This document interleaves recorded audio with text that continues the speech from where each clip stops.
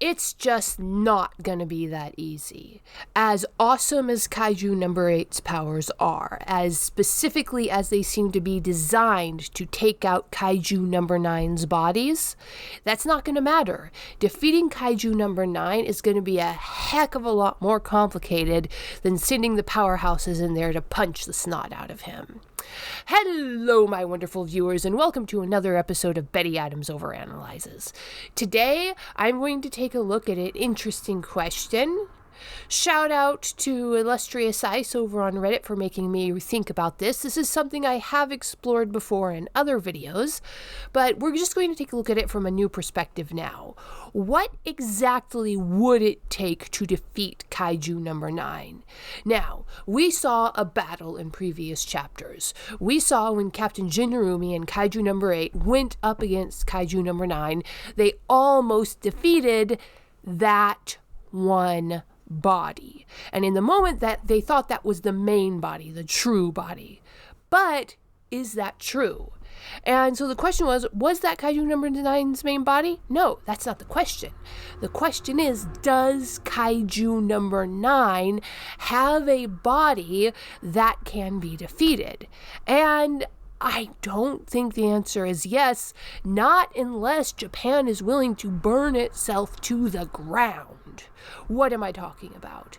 Well, here's another question. What is the largest organism on Earth? Is it the blue whale? If we take extinct creatures into account, is it the largest dinosaurs? No, nowhere near. Is it trees? Nope. Although there is one really big tree in Utah called Pando that spreads under the ground using roots, and all of the trees come from the same cell stalk, come from the same first trunk, and it's just one trunk spreading. It's just one giant tree with thousands and thousands of trunks. It's called Pando, meaning I spread. But Pando is not the largest known organism on the planet. No, but the largest known organism is more similar to Pando than anything else. The largest known organism on the planet is a fungal mat in my own home state of Oregon. It's underneath the Malheur Wildlife Refuge. This is an area, think cowboys. They still do cattle drives out there. Wide open spaces, deep lava caves where the the Paiute tribes used to bear. Those were the castles, the caverns. Think of the Battle of Helm's Deep. It was just like that, except between the native Paiute tribes. They'd go after each other. This one tribe had access to a collapsed lava tube. They'd bunker down in there for the winter and just wait for the battle to be over. So wide open spaces, tumbleweeds, jackrabbits, you get the idea. Above surface, you have the occasional oasis with trees. I've been there on various ecology trips. There's this one fascinating tree right by this great ice cream place where a great horned owl nests in the older dead part of the tree, and in the live top of the tree, we got to see a red-tailed hawk nesting. They seem to I don't know, guess timeshare the tree, but it was really fascinating.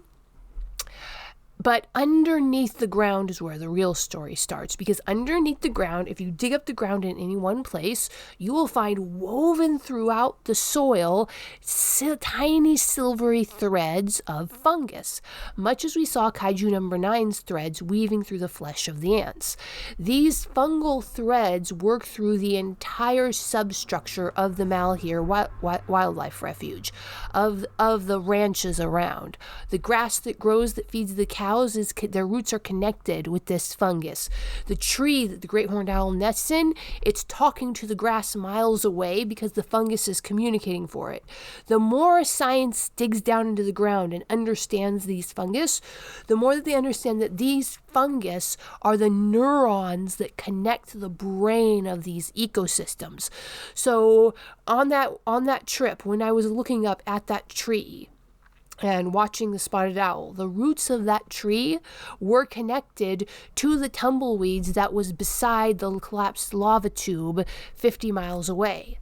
Because underneath that Oregon soil exists the largest single organism known to humanity. There probably are larger, but we haven't documented them yet. In fact, right now, as of the year of our Lord 2023, scientists are trying to map out these giant organisms. They are fungal organisms like Kaiju number 9. Like Kaiju number 9, they have a massive impact on anything that exists underground and above ground. Like Kaiju number 9, they can enter other organisms with their thin little silvery threads. Usually they go after trees and grasses, but they could go after living organisms too. Some fungus, like animals or insects, some fungus do. So you have this organism under my home state, right directly below me right now. There is a living, breathing organism that is communicating with the forest around me, deciding which trees live, which trees die. This organism, in fact, in real life, affects the size, the density, the reproduction of all the trees around me. And when you get too much human interference, this perfectly natural, harmless, helpful organism can become very dangerous. I've mentioned this before in previous videos. The primary tree around me, the most common tree, is the Douglas fir. Not a true fir tree, but it looks like a fir tree, so we call it the Douglas fir. Fascinating species. But it lives in communal harmony with the local maple trees, the flying squirrel, the spotted owl, and the fungus. So what happens is there's one of these fungus that live underground, live in the roots. They live symbiotically with the Douglas fir tree. And the flying squirrels eat the fungus, and the spotted owl eats the flying squirrel. And then when the spotted owl poops out the flying squirrel, the fungus falls in a new place. The fungus is necessary to the health of the Douglas fir. But when you farm Douglas fir, instead of letting them grow naturally, the fungus gets too strong. It overeats. The forest essentially gets a yeast infection, only it's a fungal infection. The fungus is supposed to be there. It's helpful to the trees. It's necessary to the trees, but too much is a bad thing. So one thing foresters and logging companies are doing are instead of interfering with the maple trees, they're letting the maple trees grow because the fungus doesn't like the maple trees. And the maple tree is a natural defense against the fungus getting too powerful and killing the very host species it lives in. It's all very complicated. But the concept is that when the loggers farmed the fir trees for over 100 years, it created a problem where you had too much of this one kind of fungus because you were removing other elements, namely the maple trees. And by putting the maple trees back in, you get larger, healthier trees. So by letting that natural balance restore itself in a way that is beneficial to humanity, you're able to suppress this fungus. But it's super complicated. Scientists are still studying it. The logging companies are very interested in. They're funding a lot of this science. The logging companies want to make more money. They want better, healthier trees. And to do that, they have to learn to live in harmony with this fungus that is natural to the environment. So, going back to the main question, which I know it seems that I've strayed far from, but I promise this all ties up. Kaiju number 9, the one thing we know about him for sure is that he is unquestionably fungal themed. We know that he affects these other giant towering kaiju while they are underground. That was where he gave the giant fungus kaiju that we saw Mina take out the reproductive organs in its yoju. So, Kaiju number 9 exists underground. He is willing to grow and sacrifice bodies very easily. And he's been around a lot longer than we think. So here is my theory. What is Kaiju number 9? What's it going to take to defeat him? I don't think number 9 can be defeated. I don't think that any of the bodies that we have seen are actually Kaiju number 9. What is a mushroom? That mushroom you buy in the store. It is a reproductive body that has a cap, it's just Kaiju number 9, that the fungus only generates when it needs to reproduce, when it needs to make more fungus. And we only see Kaiju number 9's bodies when he's making more kaiju. So I totally believe that Jin and Kafka are going to team up with weapon number 1 and Kaiju number 8 and beat the snot out of that main body. I actually believe they're going to get the general director back too, but that's a different theory. But anyway, they can totally take out that one body. But ultimately, that's not going to solve the problem. Because what the problem probably is that ever since that big fire kaiju took out most of Kyoto back in the day, The defense force is being better and better and better. And with the formation of the formal defense force, they've been taking out more and more of these kaiju that were interfering with human life. In the same way that back in the 1960s, in North America, we'd been successfully stopping all fires because when a wildfire interacts with the human population, it causes damage. But in the 1960s, after 100 years of interfering with the fires, just like the Defense Force had been interfering with these kaiju, again, note the fire theme between the kaiju and reality, 100 years of completely suppressing fires had caused a buildup of fuel, and it had caused the forest to become unhealthy because there was too much rotting dead wood in the forest. It wasn't decaying fast enough. It needed to be burned because that's what the forests were used to. And a scientist in the 1960s went out and said, I had his name pulled up, but anyway, there was two scientists. One was working with the giant redwoods in California, and he said, hey, these trees are not reproducing. Something's wrong. He said, the trees aren't reproducing because there's no fire. And he said, well, what else might be happening because there's no fire? And that is why we are having these terrible fire seasons now, because even though it's been nearly 70 years since then, we are now playing catch up with 150 years of bad forest fire management. Human action caused a natural situation to occur, which led to a giant problem that was a continuation of a previous problem, and now we're having to learn to deal with it. It is entirely possible, given that the Kaiju number 9 has been shown to be something of a force of nature, that Kaiju number 9 exists primarily as a fungal mat under the entirety of Tokyo, if not the entirety of all Japan. Since he can mobilize Kaiju all over Japan, it's probably likely that he is at least in communication with the other fungal bodies over Japan and controlling this.